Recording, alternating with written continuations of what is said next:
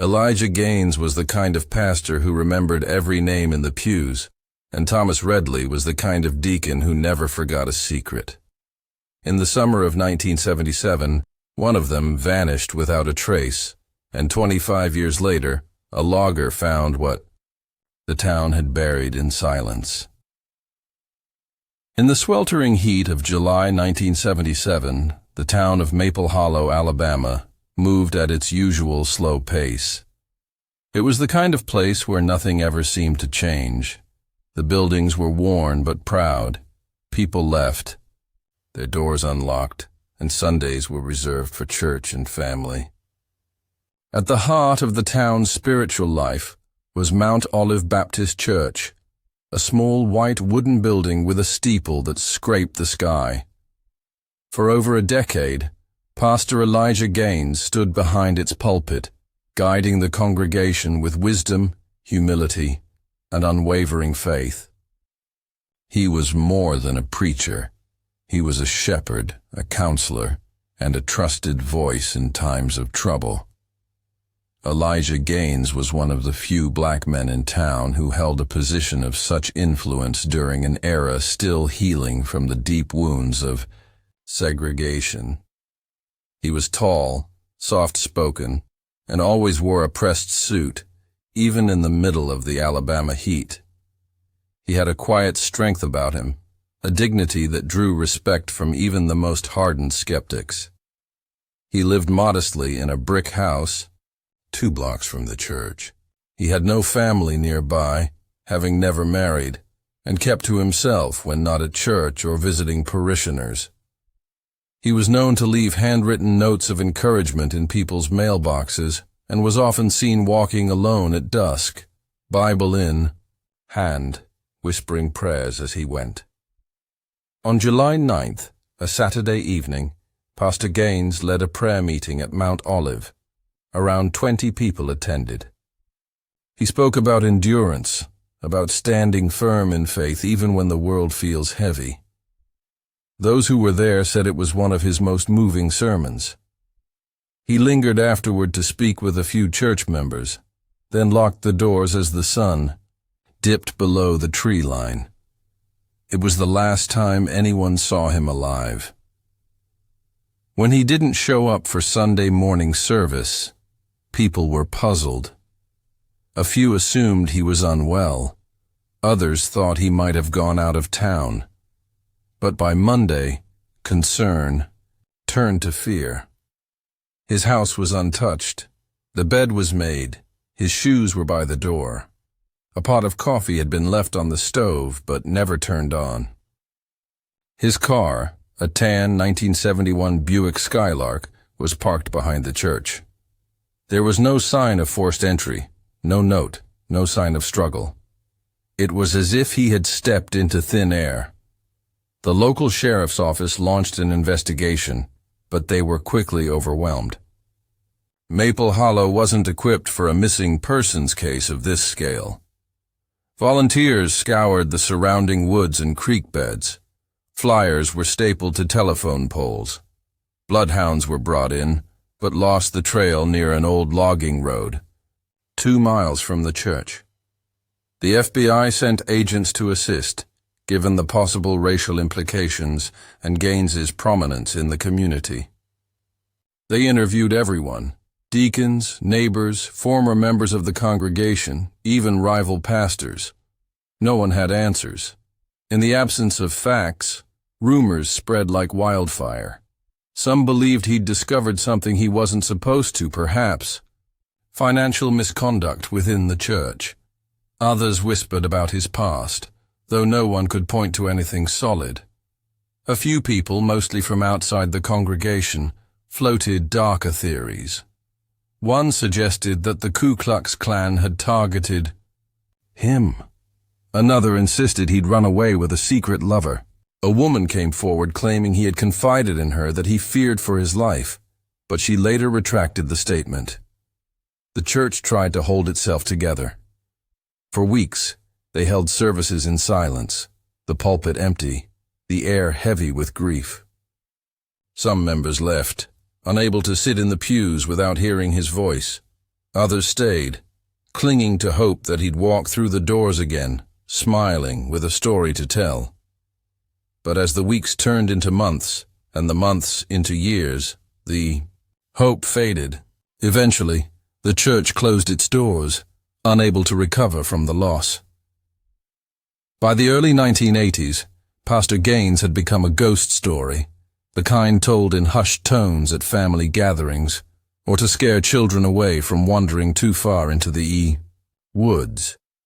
Teenagers dared each other to sneak into the abandoned church at night. Some claimed to see shadows in the windows, or hear faint organ music playing inside. A few even swore they heard a man's voice reciting scripture near the old creek bed. But no evidence ever surfaced. The disappearance haunted the town. For the older generation, it was a wound that never healed. For the younger, it was a mystery wrapped in legend. The local newspaper would run a small piece on the anniversary of his vanishing, usually featuring an old black and white photo of Gaines standing outside the church, smiling in his suit. But there were never any updates, no leads, no breakthroughs. As time went on, even the most dedicated members of the congregation gave up hope. His name was eventually removed from the town's church directory. The overgrown lot, where Mount Olive Baptist once stood, became a quiet, moss-covered patch of earth. Nature began to reclaim what the town had abandoned. Vines climbed the church's remaining stone foundation, and wildflowers bloomed where pews had once sat. For 25 years, Elijah Gaines was simply gone. No funeral, no closure, just a vanished man and a question that no one could answer. And yet beneath the silence, something waited. Something buried deep in the soil, under layers of bark and time, something that refused to stay hidden forever. As the years passed, the disappearance of Pastor Elijah Gaines became more of a cautionary tale than an open case. Maple Hollow, though still quiet and tightly knit, was not the same town it had once been. A younger generation grew up hearing about the pastor who had vanished without a trace. To them, he was a myth, an unsolved mystery buried somewhere in the folds of local law. They knew the story, but not the man. His image, once familiar, faded into grainy newspaper clippings and half-remembered sermons. But for those who had known, him, who had sat in his pews and felt the weight of his words, his absence left an ache. Even though the investigation had long gone cold, there were still those who couldn't let go of the mystery. In the early 1990s, a woman named Darlene Price moved to Maple Hollow. She was a writer of true crime books and had a fascination with unsolved disappearances. She had stumbled across Elijah Gaines's case while researching missing persons in the South and was surprised by how little had been written about it. When she visited the town, she was struck by the silence that surrounded the story. No one wanted to talk. Some dismissed her with blank stares. Others warned her not to dig too deep. Darlene began her research anyway. She spent months going through old police reports, church records, and newspaper archives. What she found was a case filled with gaps. Witness statements contradicted one another. Timelines didn't always match. Certain pages from church financial logs were missing. The night Pastor Gaines vanished, several people had claimed to see him walking near the church after hours, but none of them could say where he went or who he was with. 2 deacons had left town shortly after the disappearance, never returning. Both were said to have relocated out of state, but no one had followed up. Then there were the rumors, stories that had circulated for years but never made it into the official files. Some said the pastor had found out about a land deal involving church property. Others believed he had discovered money was being siphoned from church donations. A few suggested he had confronted someone he trusted, and that confrontation had gone wrong. But none of it could be proven. One detail caught Darlene's attention more than anything else. A strange note that had been logged in the original police evidence but never followed up. It had been found in Pastor Gaines's desk drawer, handwritten. In his careful script, it read, "The roots run deep and the truth is buried." No context, no explanation, just a sentence that sounded more like a riddle than a clue. When Darlene published her book, that quote became the title. The book caused a small stir when it came out in 1997. It reignited interest in the case, especially among amateur sleuths and true crime enthusiasts. A few readers traveled to Maple Hollow to try and investigate for themselves. They visited the abandoned site of Mount Olive Baptist Church, now reduced to broken stone and tangled weeds. They walked the overgrown trails near the old logging roads. Some even brought metal detectors and shovels, hoping to find something, anything, that could point to what had happened to Pastor Gaines. But nothing was ever found. The town grew tired of the renewed attention and politely asked visitors to leave the past alone. Locals, especially the older ones, were protective of their history. They didn't want outsiders stirring up ghosts. Darlene, undeterred, returned several times. On her last trip, she told a local librarian that she believed Gaines had been buried in the forest near an old oak tree, based on something she had pieced together from his final sermons. She was convinced he had left clues in his words, hidden beneath metaphors and scripture. That theory was never taken seriously. After a while, interest died down again. The book fell out of print. The anniversary articles stopped running.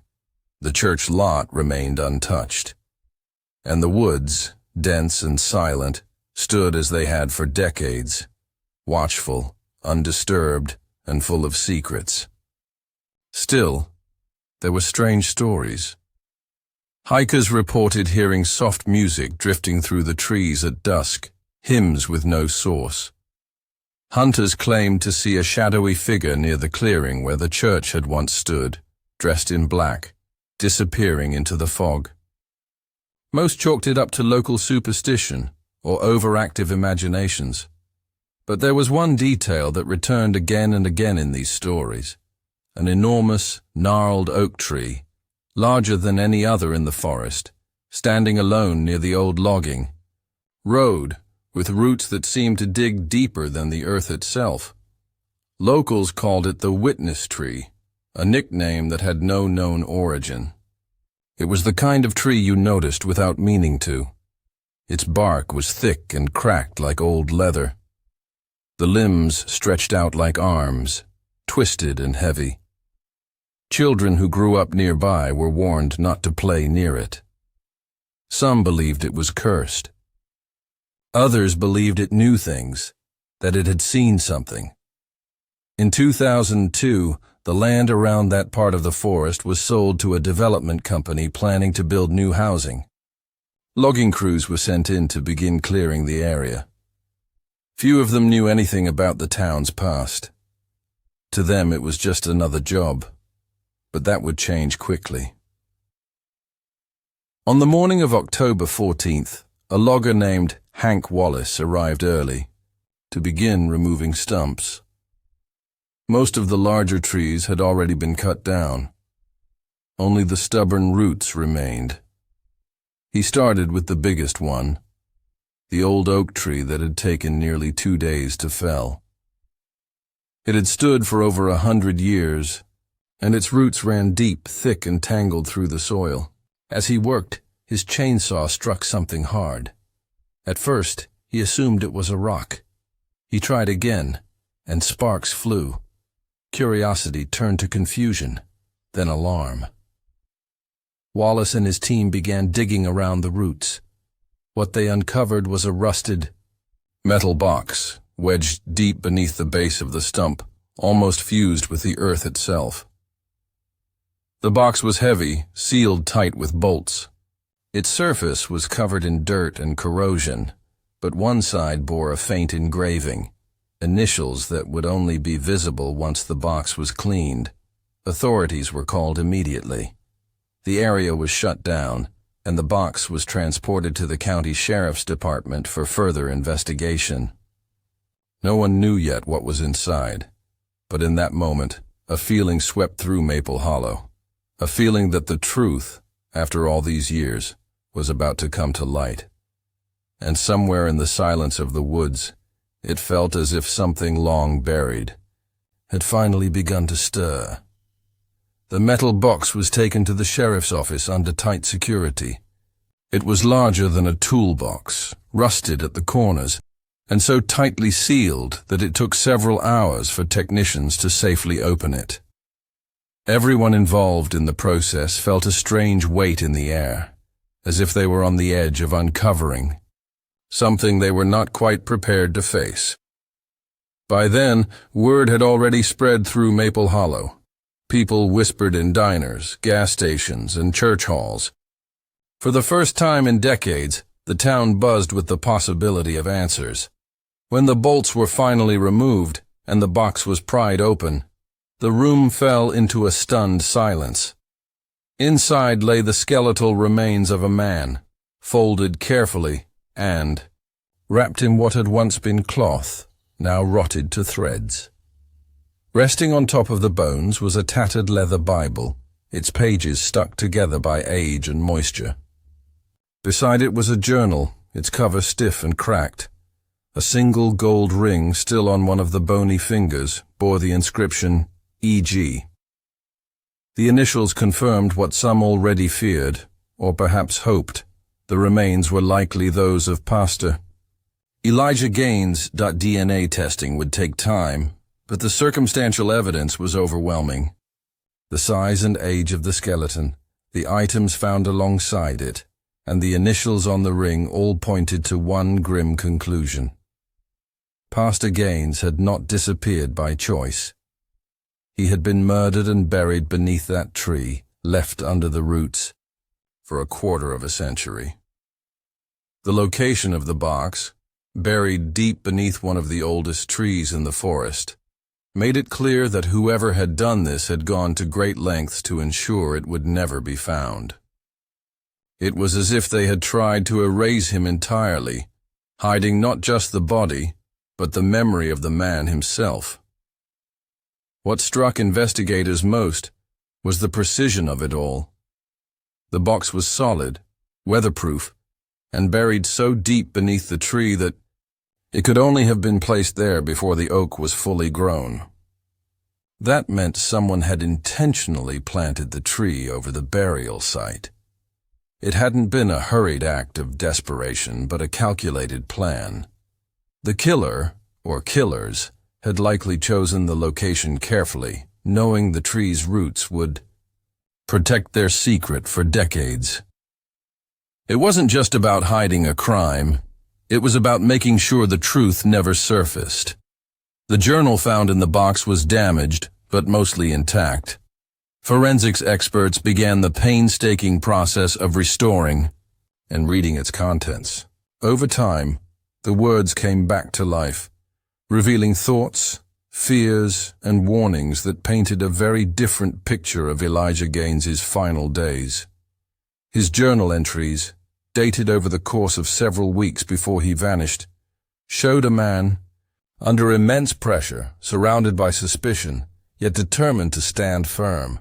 He wrote about his concerns regarding people within the church, about money disappearing from the offerings, and about meetings that took place in secret after services. One entry stood out. It described an encounter with someone Gaines trusted, someone who had once been close to him, but whose actions had begun to raise alarm. He never named the person, but he hinted at betrayal. He wrote that he had found documents detailing unauthorized transactions, money being redirected, church land being discussed for sale, and signatures that didn't match those of the church board. He said he had confronted the individual privately and had been warned to drop the matter. Instead, he began collecting information, keeping it hidden in a locked drawer in his office. His final entries grew more fearful. "I believe they are watching me," he wrote. "I have seen unfamiliar cars parked by the church late at night. There are footsteps outside my window when I sleep. I do not fear death, but I fear silence. The truth must not be buried, even if I am." His last entry, dated 2 days before, his disappearance, was chilling in its clarity. "If I go missing, look beneath the oldest oak. Evil grows where it once took root."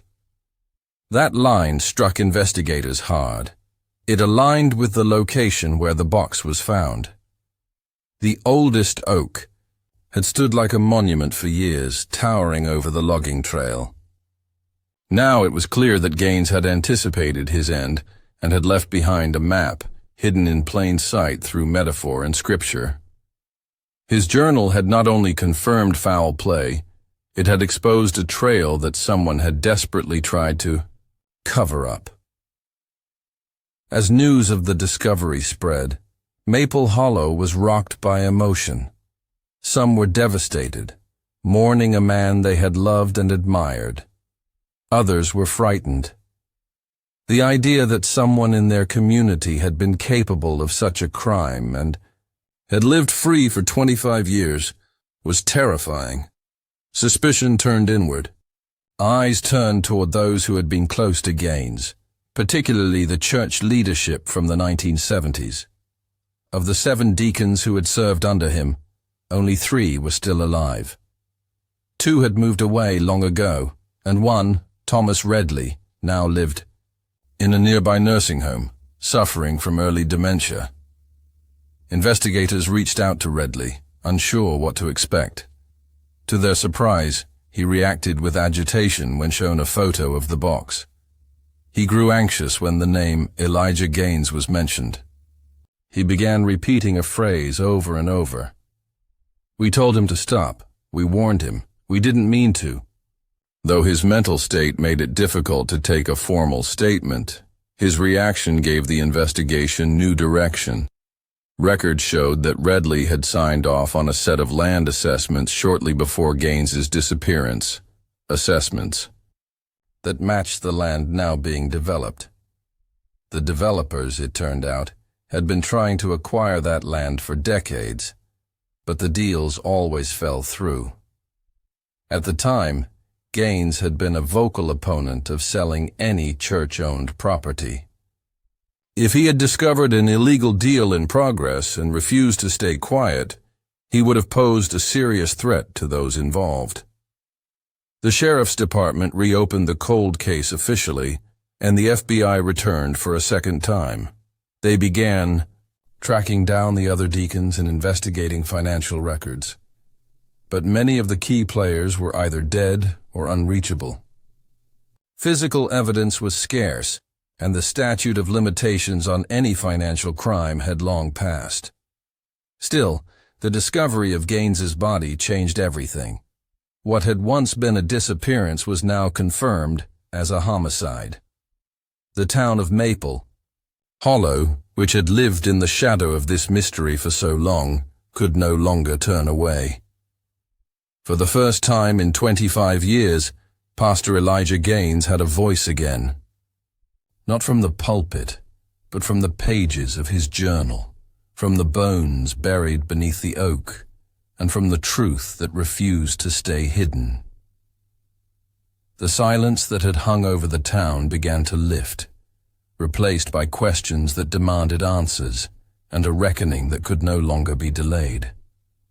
The reclassification of Pastor Elijah Gaines's disappearance as a homicide sent shockwaves far beyond Maple Hollow. Reporters descended on the town, eager to cover the story of a beloved pastor buried beneath a tree stump for over 2 decades. National networks picked it up, with headlines calling it "The Pastor in the Roots" and "The Tree That Held a Secret." For the residents of Maple Hollow, it was surreal. They had grown used to silence, to whispered conversations and dead ends. Now the world was watching. With pressure mounting, law enforcement doubled down on the reopened investigation. Cold case detectives and FBI analysts combed through everything: old church records, property deeds, utility bills, and even forgotten sermon tapes.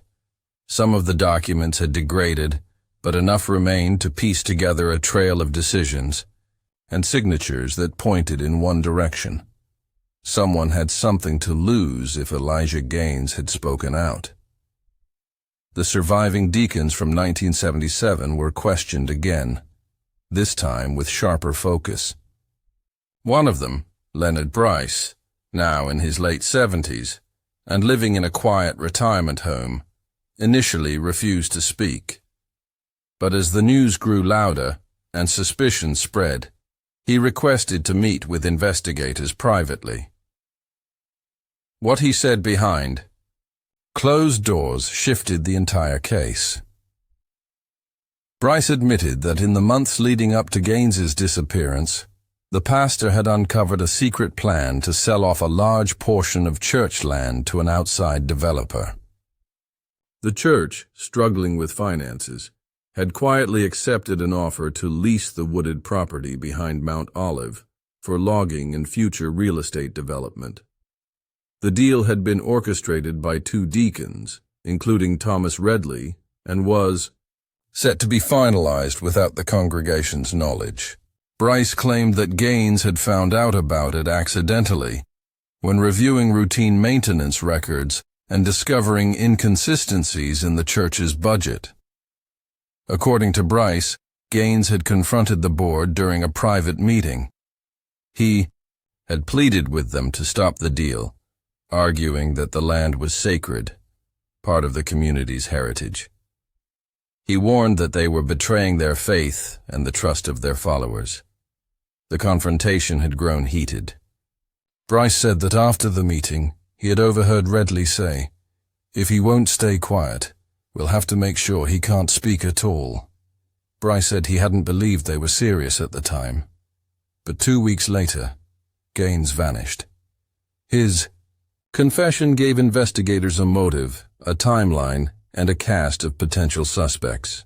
Yet it also raised more questions. If Bryce knew this all along, why had he stayed silent for 25 years? He claimed fear. Redley had influence in town. So did others involved. Bryce said he was warned repeatedly to let it go, and over time, he convinced himself there was nothing he could prove. He had tried to move on, burying his guilt with prayer and isolation. As his story circulated, people in town began recalling odd details they had ignored or forgotten.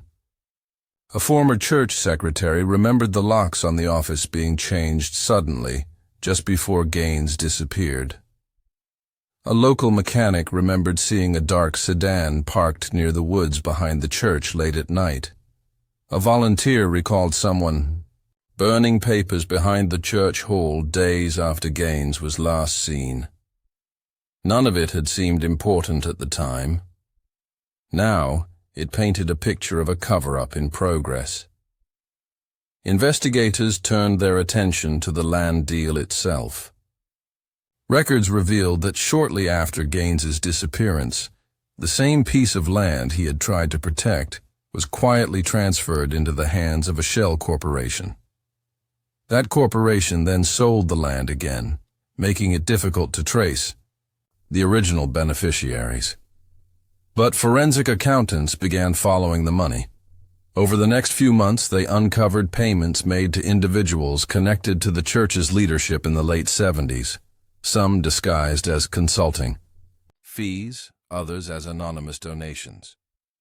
Meanwhile, forensic analysis of the metal box that held Gaines's remains revealed further chilling details.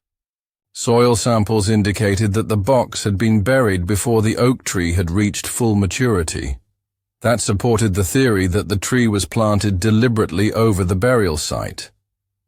Experts estimated the tree had been no more than a sapling, At the time, meaning the killer, or killers, had returned to the site and planted it after the murder, ensuring it would grow over the box and conceal it.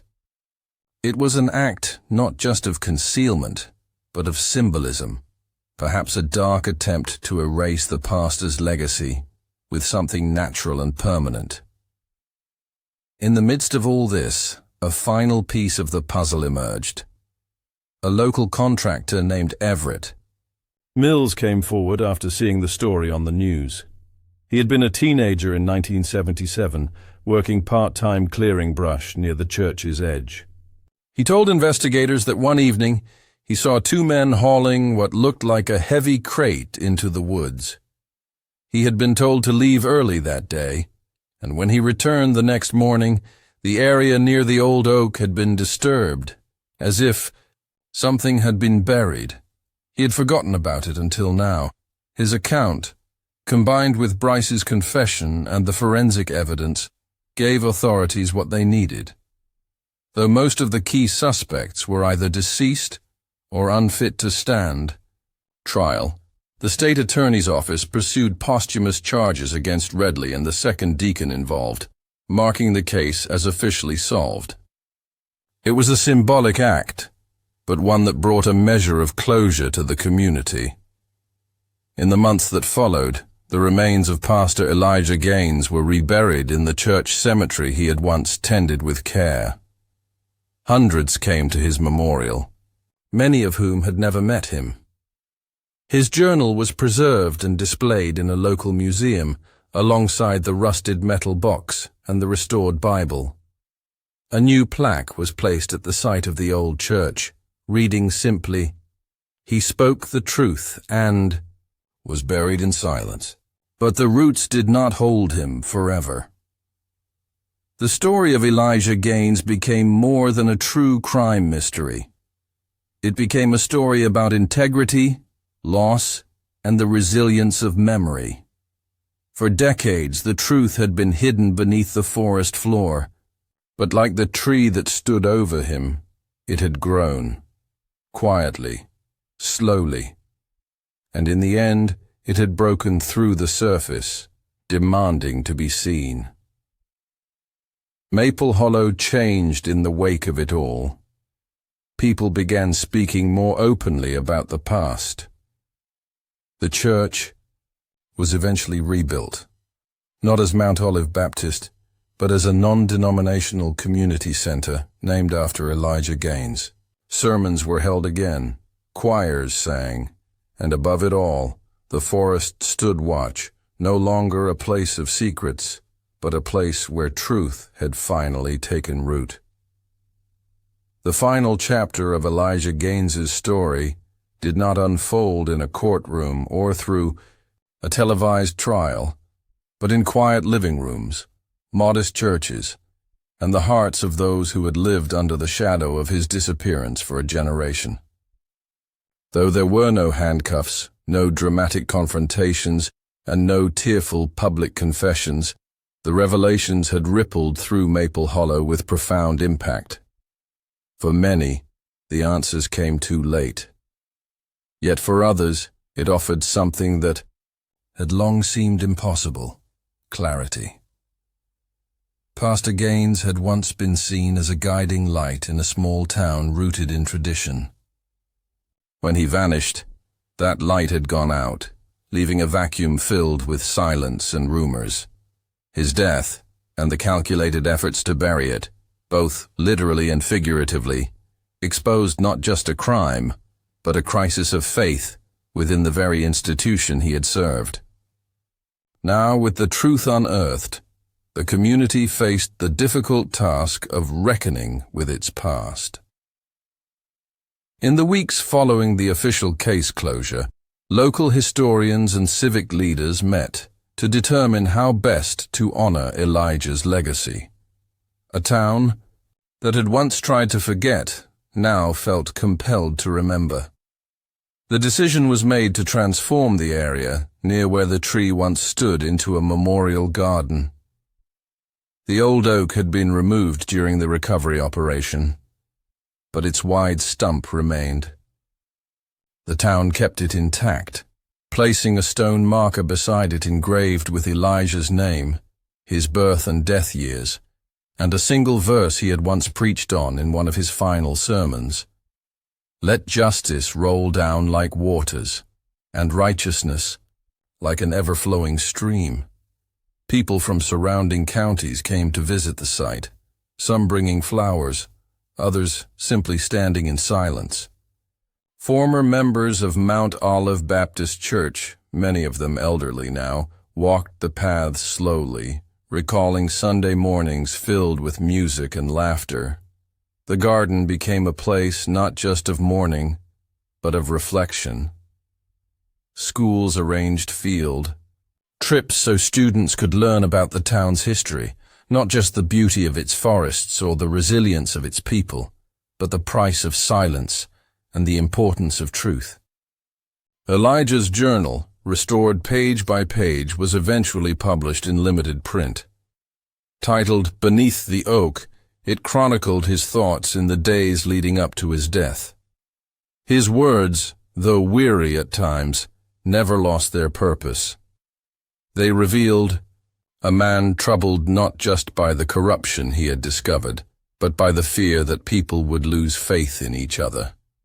He wrote not to accuse, but to illuminate, and that made his story resonate even more. What struck many readers was the deep loneliness threaded through the entries. Elijah had known what was coming. He had sensed the walls closing in, yet had chosen to face it alone, trusting that the truth would one day be stronger than the lie. In one of the final entries he wrote, "If you read this, then the tree no longer hides me. If I am found, let that be a lesson not in my death, but in the strength of truth. We plant seeds every day, with our words, our actions, our silence. Some grow into beauty, others grow into secrets. Choose wisely what you bury." The journal became a tool of healing for many in the town. Churches held discussion groups to read and reflect on his words. Sermons were preached about moral courage and the cost of integrity. Young pastors studied his life, learning not just from his devotion, but from the resistance he faced. For once, his story was no longer a whispered warning, but a lesson spoken aloud. There were still unanswered questions. The exact details of Elijah's final hours remained unknown. Whether he was lured into the woods or taken by force, whether he was killed quickly or suffered, those truths died with his killers. But for most, the facts that did emerge were enough. The conspiracy was real. The betrayal had come from those he trusted. And in spite of it all, he had not backed down. Meanwhile, the land deal that had sparked the crime decades earlier was legally reviewed. Though no charges could be filed due to the time that had passed, the ownership chain was scrutinized. A symbolic move, the logging company that had recently purchased the surrounding land agreed to donate a portion of it back to the town as a protected green space. The area was renamed Gaines Grove. The transformation was slow but visible. People who had once avoided speaking about Elijah now proudly shared memories. Stories long buried with him were retold at community gatherings and family dinners. One woman recalled how he had delivered groceries in secret to struggling families. A man remembered being taken in by the church during a winter storm, with Elijah cooking soup in the church kitchen himself. These small moments of kindness, once forgotten in the larger mystery of his disappearance, now came to the surface and redefined his legacy. In the broader world of true crime and historical inquiry, Elijah Gaines's case was often cited as an example of justice delayed but not denied. Podcasts explored the timeline. Documentaries detailed the investigation. Researchers examined how small-town politics, religious institutions, and fear had converged to bury a truth so deep that only nature itself could eventually reveal it. Yet Maple Hollow, in its quiet corners, knew a different side of the story. It wasn't just about a murder or a cover-up. It was about a man who had stood for something when others chose to look away. A man who had kept writing, even when he knew no one might ever read his words. A man who had trusted the truth to rise, like roots breaking through the soil. The garden, built in his memory, remained peaceful. Children played there under the watchful eye of teachers. Flowers bloomed along the edge of the clearing. And in the center, the tree stump stood like a monument, not just to what was lost, but to what had finally been found. Elijah Gaines was no longer just a vanished pastor. He was a reminder that secrets may sleep for a season, but the earth remembers. And sometimes it takes the hand of time and the swing of an axe to break open what was buried and let the truth breathe again.